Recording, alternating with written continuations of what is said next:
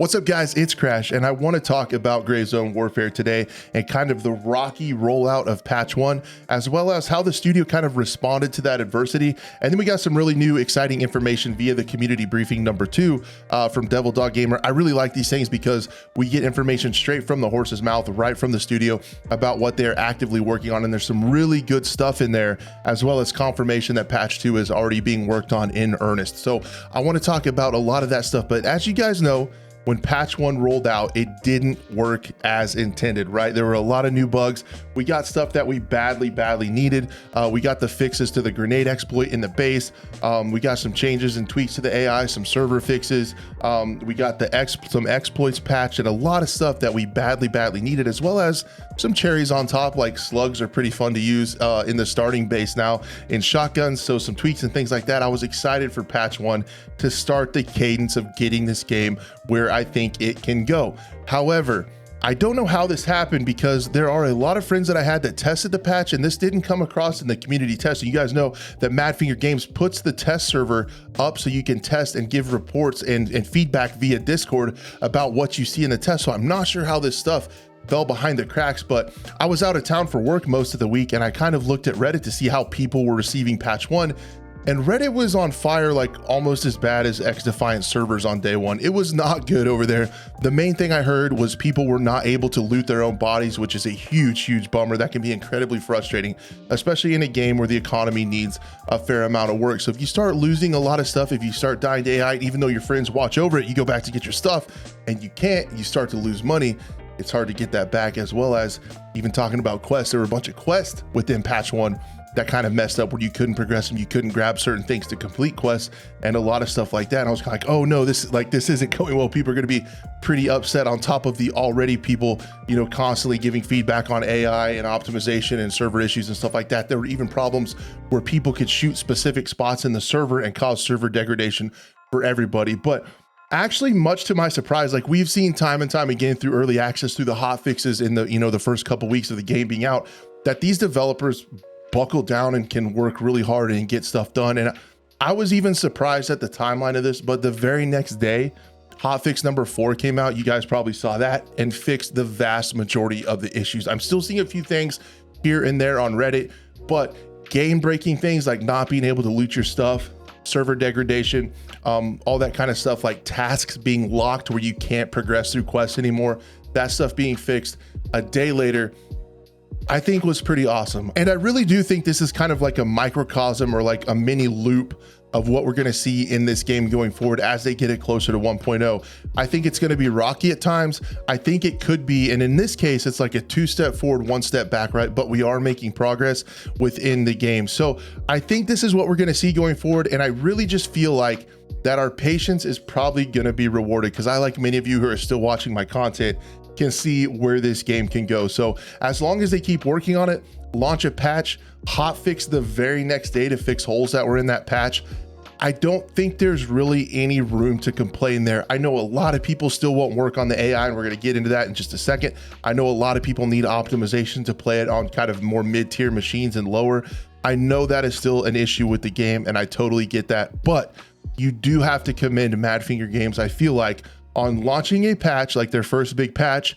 It looked rocky, it looked rough at first, but the very next day to have a hot fix out to fix the main problems within that, it is pretty darn cool, and something you don't see every day. So honestly, I think that's a little bit exciting that they support it so well and are working really hard to get that done. The game has a long way to go, but when you see stuff like this, you get a little bit more faith that they can really get it there and get it closer to 1.0. So switching gears and talking about the community briefing 2 we got today, there's some stuff in here, guys, that a lot of people are really looking forward to and really wanting to get fixed. And I really like these because it is directly the studio addressing these things directly to the community. It is a point A to point B conversation, and I really do like these. And it sounds like they're going to try to keep them up and keep them going every other week, just to get an insight as to what the studio is working on. But if you haven't seen it yet, or if you have, I want to discuss it, react to it, and summarize it for you guys, some of the really cool stuff in there.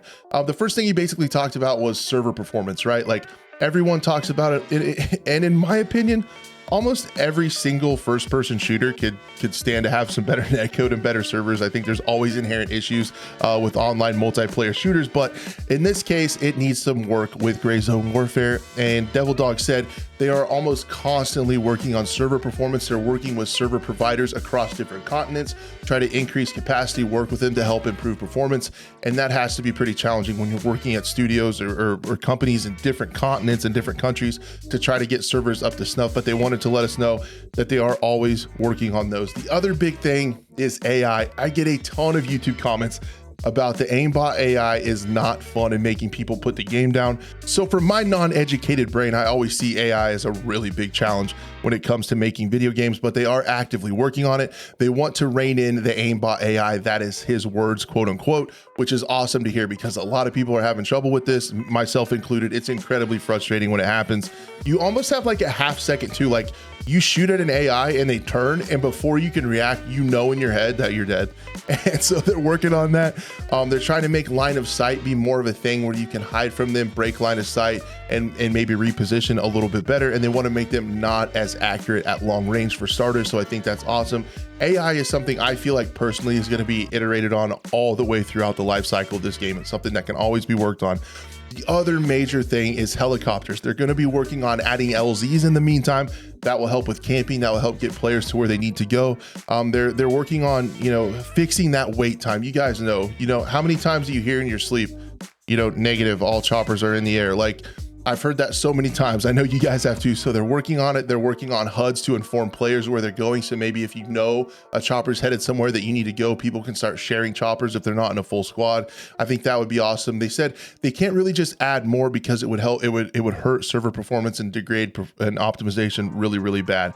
Optimization is the other one. They want to confirm that they are still working on that constantly. So we can hope to see that. Patch 2 and the later content update. So later this year, we're supposed to get the major content update.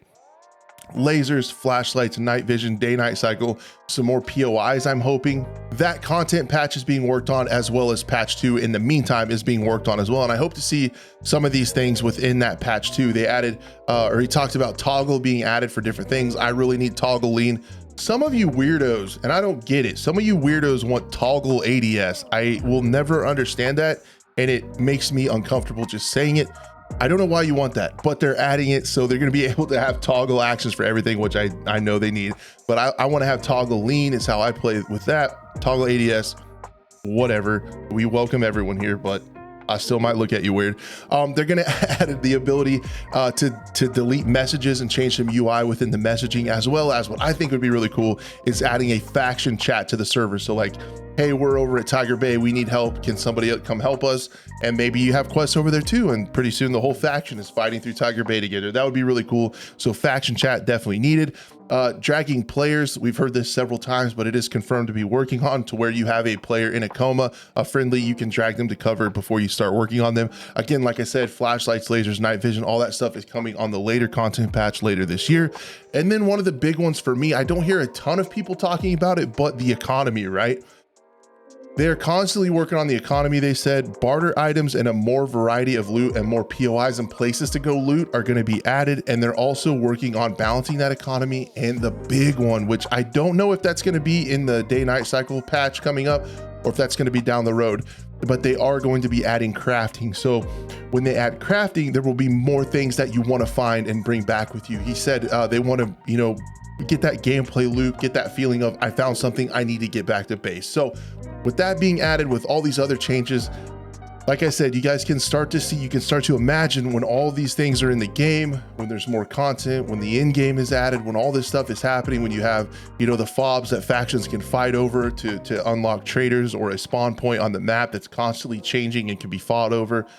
And just, it becomes like a more active living sandbox. I think you guys can start to see where this game could go. They talked about adding more attachments. We know more weapons are coming, and there's just a lot of stuff. And having this community briefing where it's like, hey, these are the things we're going to add. These are the things that they're being worked on. Patch 2 is on the way. The later content update is being worked on as well. I think it's good comms. I think it's really good information to have. It's good comms from the studio, and I hope it continues.